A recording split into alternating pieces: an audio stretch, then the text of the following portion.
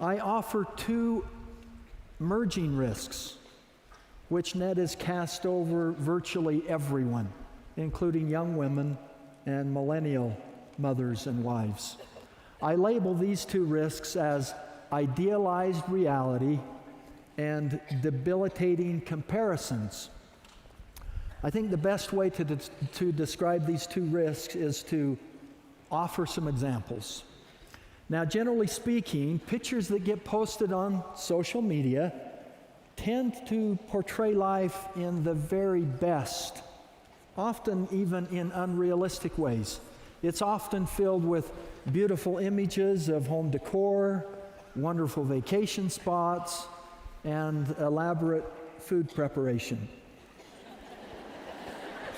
Well, with all of those virtues, the danger, of course, is that many become discouraged, that they seemingly don't measure up to this idealized virtual reality. Here's an Instagram post by a mom who just pulled hot homemade blueberry muffins fresh out of the oven. Now, here is the unseen reality.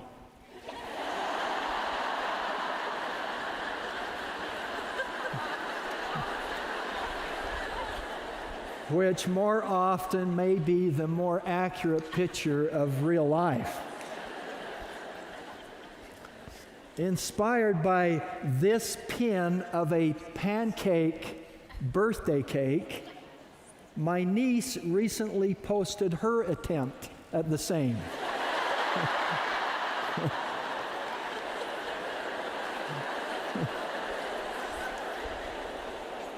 How about that?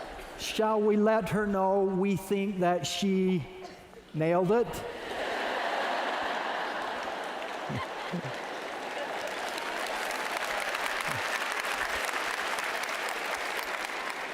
So rather than allowing this to create undue pressure, Jennifer decided to inspire others by posting her Pinterest fail. And there it is. Hopefully we can learn to find more humor and less discouragement when confronted with images which may portray idealized reality and which too often could lead to debilitating comparisons. Now, this apparently is not just a sign of our times, but measuring these words from Paul was something in times past as well. But they measuring themselves and comparing themselves among themselves are not wise. Elder J. Devin Cornish recently provided timely counsel as well. Quote, "We torture ourselves needlessly by competing and comparing. We falsely judge our self-worth by the things we do or don't have, and by the opinions of others. If we must compare, let us compare how we were in the past to how we are today, and even to how we want to be in the future." Well, let me now share one of our family secrets found in this family photo taken some years ago, before the advent of social media. Were this picture taken today, it likely would be posted presenting our family of 4 lovely, well-behaved boys, color-coordinated, enjoying a harmonious family photo opportunity together. Would you like the real story? Now, the timing for this is going to be very important for me, and I'm going to try to do this. I still remember the phone call from Lisa. "Gary, where are you? We're here at the photographer's outdoor studio. We're all ready to shoot. It hasn't been easy getting the boys all dressed, coordinated, and ready. Are you nearly here?" Well, I had forgotten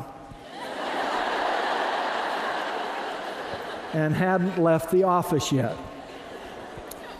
I was a half hour late, and things had not gone so well in my absence, bordering on chaos. What had happened? Well, my oldest son had been running through the yard and found an apple tree, picked some apples, and had begun throwing them at the other boys. He hit our third son in his back with an apple and made him fall down, so that son started to cry. Meanwhile, as this was happening, my second oldest son sat down and his pants went up a little bit, and the other kids saw his socks were white athletic socks, not the church socks that Lisa laid out for him to wear. She asked him, "Why didn't you wear your church socks?" He said, "Well, I don't like them, they're scratchy." And while she's talking to him, our 2-year-old son Kyle is running through the yard, trips on something, falls down, and bloodies his nose. Now there is blood dripping onto his white turtleneck shirt, and it's completely stained. This is when I showed up. The only way to salvage the picture was to reverse the turtleneck, put it on backwards, hiding the blood stains from the camera. As it turns out, while Craig was running around throwing apples, he fell down and got a huge grass stain on his knee. So in this picture, his arm is strategically placed, covering the grass stains. The third son, well, we waited for 20 minutes, so his eyes were no longer red from crying. And of course, Kyle's blood stains are now on the back of his shirt.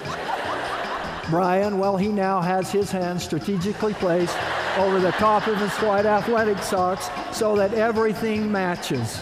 As for me, well, Gary is in the doghouse because it was my late arrival that was the trigger for all of this. So when you see this picture of our family anyway and lament, why can't I get things together and be a picture-perfect family like theirs?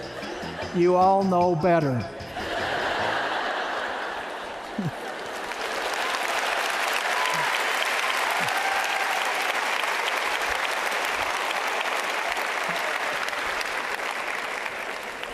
Well, thank you. Keep that quiet. Well, as you can see, we do need to be mindful of the hazards and risks, including idealized reality and debilitating comparisons. The world usually is just not as bright as it appears on social media. Nevertheless, there is much good that has come and will come through these new communication platforms. May each of you have the courage to blog, pin, like, share, post, friend, tweet, snap, and swipe up in a way that will glorify, honor, and respect the will of our loving Heavenly Father.